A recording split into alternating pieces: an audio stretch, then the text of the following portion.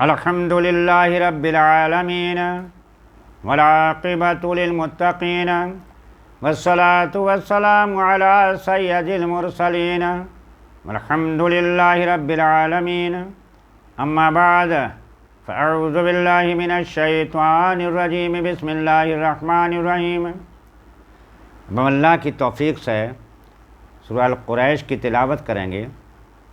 سورہ القریش میں 4 آیتیں ہیں اور 1 رکوع ہے۔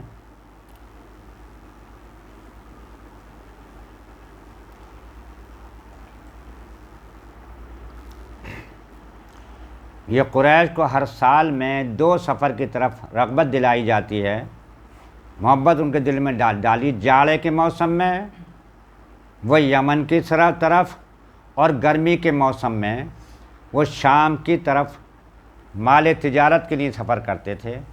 یعنی پہلے تو یہ طاقت تھی قوم سبا کے ہاتھ میں، جب ایک بڑا بھاری سیلاب آیا اور اللہ پاک نے وہاں خانہ کعبہ کی وجہ سے ان قریش کو ایک بڑی طاقت عطا فرمائی، کیونکہ قریش کے قافلے جب تجارت کے لیے جاتے تھے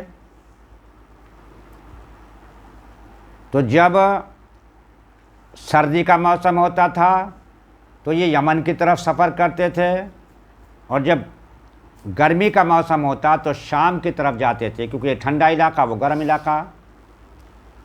تو ان کے وہ جو پہلے قوم سبا کے ہاتھ میں طاقت تھی، وہ طاقت اب ان قریشیوں کے ہاتھ میں آ گئی۔ اس کعبہ کی وجہ سے ان کے قافلے پہ کوئی حملہ کر نہیں سکتا تھا، کیونکہ سب کے بت رکھے ہوئے تھے کعبے میں۔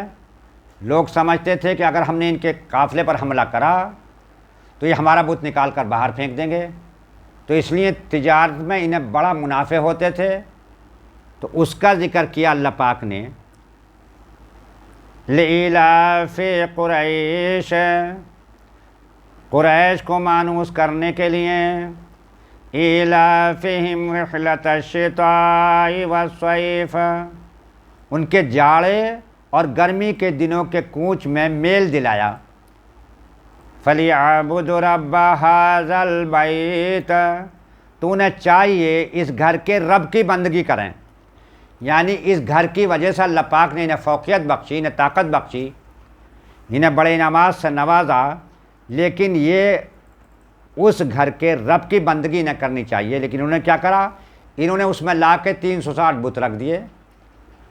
الذی اطعمہم من جوع، وہ رب جس نے انہیں بھوک میں کھانا دیا، تجارت میں بڑے بڑے فیض ہوئے، وآمنہم من خوف، اور انہیں ایک بڑے خوف سے امان بخش دی، کیونکہ خوف تو انہیں تھا ہی نہیں۔